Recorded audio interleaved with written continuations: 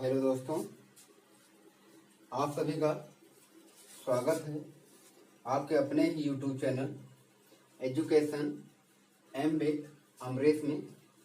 दोस्तों, मैं अमरेश यादव आज आप लोगों को संविधान से और कुछ राजवंश राजाओं को लेकर से संबंधित जीके जीएस के क्वेश्चन के साथ आया हूं और शुरुआत हम करेंगे दोस्तों संविधान के फर्स्ट क्वेश्चन से, जो हमारे द्वारा आज लिया गया है। और अगर क्वेश्चन अच्छे लगे, जो भी क्वेश्चन हमारे द्वारा आज की क्लास में प्रोवाइड करवाए जा रहे हैं, अगर ये क्वेश्चन दोस्तों अच्छे लगे तो पहले तो पूरे वीडियो को देखिए, वीडियो को स्किप ना किया करें कोई। अगर वीडियो बेहतर लगे, अच्छे लगे, हर एक क्वेश्चन का मतलब अगर आपके समझ में आए तो आप हमारे channel education M with Amresh को सब्सक्राइब, शेयर और लाइक करें। तो शुरुआत हम करते हैं। और सब्सक्राइब, जब बेल आइकन को दबाएं, सब्सक्राइब लाल वाले बटन को हम जब क्लिक करेंगे तो बेल आएगी, वो आइकन को क्लिक कर देंगे, प्रेस कर देंगे, जिससे हमारे द्वारा जो भी वीडियो अपलोड कराए जा रहे हैं, अपलोड किए जाएं, उसका नोटिफिकेशन आप तक पहुंच जाए और आप हर एक ये चुनिंदा क्वेश्चनों के वीडियो जो है आप देख सकें। चलिए शुरू करते हैं फर्स्ट क्वेश्चन से। फर्स्ट क्वेश्चन है हमारा कि 2 अक्टूबर 1959 को भारत में पंचायती राज का शुभारंभ कहाँ हुआ? पहली बार पंचायती राज का शुभारंभ कहाँ हुआ? तो नागौर से हुआ। नागौर की बात अगर हम करें दोस्तों, तो नागौर जो है राजस्थान में है। राजस्थान में है। पहली बार जो पंचायती राज का शुभारंभ किया गया वो कहाँ से किया गया? 2 अक्टूबर 1959 को शुरुआत हुई इसकी। कहाँ से? नागौर से, जो कि राजस्थान में है।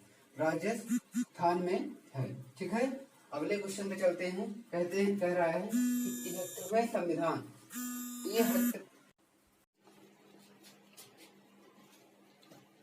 अगर दूसरे क्वेश्चन की हम बात करें दोस्तों, दूसरे क्वेश्चन की कि 73वें संविधान संशोधन द्वारा संविधान में कौन सी अनुसूची जोड़ी गई?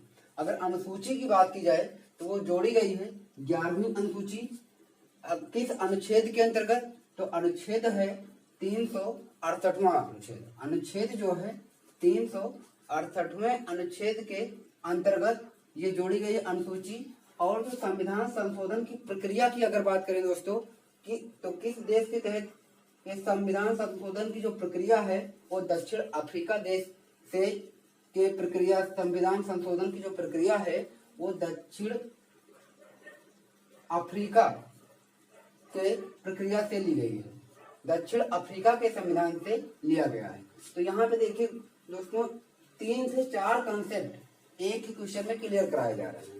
3 से 4 क्वेश्चन। वीडियो अगर अच्छी लगे तो सब्सक्राइब और शेयर करें। अगले क्वेश्चन पे चलते हैं। कह रहा है कि भारतीय संविधान के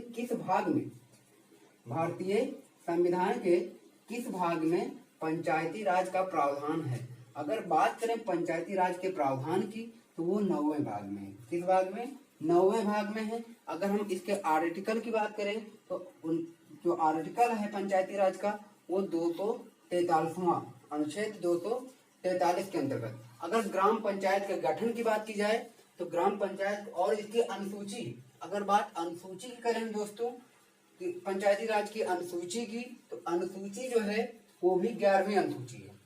अगर बात ग्राम पंचायत के गठन की जाए, ग्राम पंचायत के गठन को किस भाग से लिया गया है? तो भाग 4 से। अगर ग्राम पंचायत के गठन के अनुच्छेद की हम बात करें तो अनुच्छेद कौन सा होगा? 40 होगा।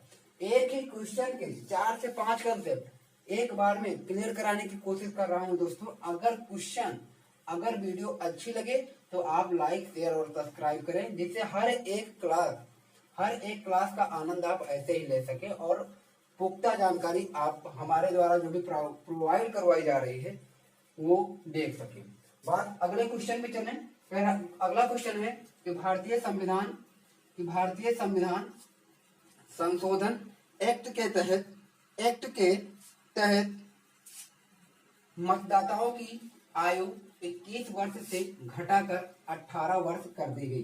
तो ये जो कर दी गई है दोस्तों, ये है 61वें संविधान संशोधन के तहत। 61वें संविधान संशोधन के तहत कब से? 1989 से ये किया गया है, 1989 से। अगले क्वेश्चन पे चलते हैं कि किस संविधान संशोधन अधिनियम द्वारा लोकसभा का कार्यकाल 6 वर्ष से घटाकर 5 वर्ष कर दिया गया है? तो वो है 44वां संविधान संशोधन के द्वारा, 44वें संविधान संशोधन के द्वारा। अगला क्वेश्चन देखते हैं। अगला क्वेश्चन है कि किस राजवंश के दौरान महाबलीपुरम के मंदिर स्थापित किए गए? तो महाबलीपुरम के मंदिर स्थापित किए गए तो वो पल्लव वंश के राजाओं के द्वारा। अगर पल्लव वंश की हम बात करें तो पल्लव वंश जो है ये तमिलनाडु में पड़ता है। अगर बात पल्लव वंश की राजधानी की करें तो पल्लव वंश की जो राजधानी थी वो कांचीपुरम थी, कांचीपुरम राजधानी थी। और पल्लव वंश को हम काला पकौड़ा के नाम से भी जाना जाता है। पल्लव वंश को काला पकौड़ा के नाम से भी जाना जाता है। बात अगर हम करें मौर्य वंश के अंतिम शासक कौन था, इस क्वेश्चन की अगर बात करें कि मौर्य वंश के अंतिम शासक कौन था, मौर्य वंश का अंतिम शासक कौन था?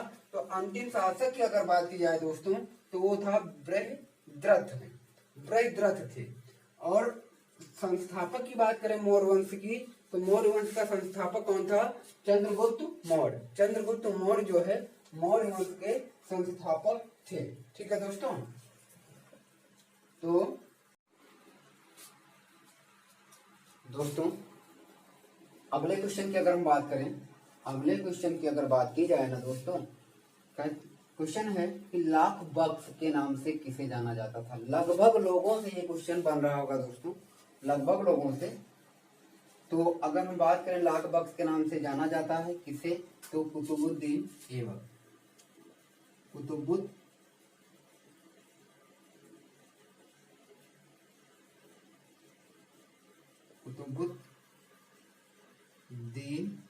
इसको ऐबक। हम जान लेते हैं कुतुबुद्दीन ऐबक के बारे में। कुतुबुद्दीन ऐबक के बारे में हम लोग जानेंगे। कुतुबुद्दीन की अगर हम बात की जाए तो कुतुबुद्दीन को लाख बक्स नाम पढ़ने का जो रीजन था वो लाखों का क्या करता था? दान कर देते थे। लाखों का क्या दान करते थे कुतुबुद्दीन ऐबक, इसलिए उन्हें लाख बक्स के नाम से जाना जाता था। अगर बात की जाए कुतुबुद्दीन ऐबक की तो कुतुबुद्दीन ऐबक की मृत्यु जो हुई वो घोड़े से गिरकर हो गई। कुतुबुद्दीन ऐबक ने ही कुतुब मीनार का निर्माण कराया। कुतुब मीनार का निर्माण कंप्लीट उन्होंने नहीं करवाया, इल्तुतमिश ने कंप्लीट करवाया, लेकिन निर्माण न्यू कुतुबुद्दीन ऐबक ने ही डाली थी। अगले क्वेश्चन पे चलते हैं। किस वेद में बीमारियों का उपचार दिया गया? किस वेद में, वेरी मोस्ट इंपॉर्टेंट क्वेश्चन है, किस वेद में बीमारियों का उपचार दिया गया? तो अगर हम बात करें बीमारियों की तो वो वेद है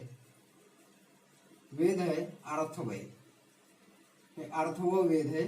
तो इसमें जो होता है बीमारियों का उपचार, जादू टोना, इन सभी का उपचार किया जाता है जिसमें अर्थवेद में। अगर बात की जाए यजुर्वेद की जाए तो इसमें जो है यजुर्वेद में यज्ञ और मंत्रों का जाप किया जाता था। यज्ञ और मंत्रों का जाप किया जाता था। बात ऋग्वेद की जाए, ऋग्वेद सबसे पुराना वेद कौन सा है? ऋग्वेद जो है सबसे पुराना वेद है और इस वेद में देवताओं का वर्णन किया गया है। इस वेद में, ऋग्वेद में देवताओं का वर्णन किया गया है। अगर बात हम करें सामवेद की तो सामवेद में संगीत का वर्णन किया जाता है। सामवेद में दोस्तों संगीत का वर्णन किया जाता है। एक क्वेश्चन के लगभग पूरे कंसेप्ट क्लियर कराने की कोशिश है हमारी ये पूरा पूरा हमारा प्रयास है। अगले क्वेश्चन की अगर बात की जाए, ये करंट अफेयर का क्वेश्चन है और वेरी वेरी आने वाले हर एक कॉम्पिटिटिव एग्जाम के लिए इंपॉर्टेंट हो सकता है। ये क्वेश्चन इंपॉर्टेंट हो सकता है और पूरे पूरे चांस 100% चांस है आने वाले कॉम्पिटिटिव एग्जाम में आने के। लॉकडाउन के निर्देशों का उल्लंघन में कौन सी धारा लगाई जाती है? लॉकडाउन में निर्देशों का उल्लंघन में कौन सी धारा लगाई जाती है? तो धारा लगाई जाती है धारा 188 धारा। ठीक है दोस्तों, अगर बात हम धारा 188 की करें तो ये धारा उस कंडीशन में लगाई जाती है, उस कंडीशन में ये धारा लगाई जाती है जब कोई व्यक्ति घर से बाहर निकलता है। जब कोई व्यक्ति घर से बाहर निकलता है तब ये धारा लगाई जाती है, धारा 188 लॉकडाउन के अंतर्गत। अगर हम बात करें धारा 188 में घर से निकलने पे, ये धारा घर के बाहर निकलने पे धारा 188 लगाई जाती है।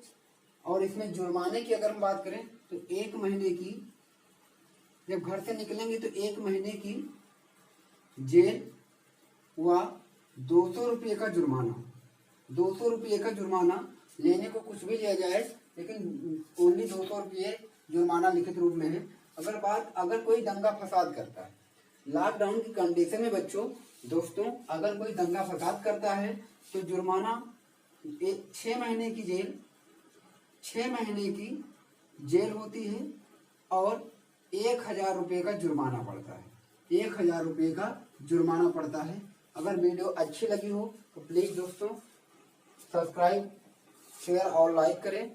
और कोशिश हमारी ये है कि आप लोग वीडियो को पूरा देखें, इसके बीच में स्किप ना करें, जिससे आपको संपूर्ण जानकारी मिल सके। जितने भी क्वेश्चन हमारे द्वारा प्रोवाइड करवाए जाएं, वो चाहे 10 प्रश्नों की सीरीज हो, चाहे 20 प्रश्नों की, चाहे 30 प्रश्नों की, लेकिन जो भी सीरीज हमारे द्वारा प्रोवाइड करवाई जाएगी एकदम पुख्ता सीरीज, एकदम पुख्ता जानकारी के साथ कराई जाएगी। एक ही क्वेश्चन में ज्यादा से ज्यादा कॉन्सेप्ट क्लियर कराने का हमारा उद्देश्य रहेगा। इसी के साथ धन्यवाद।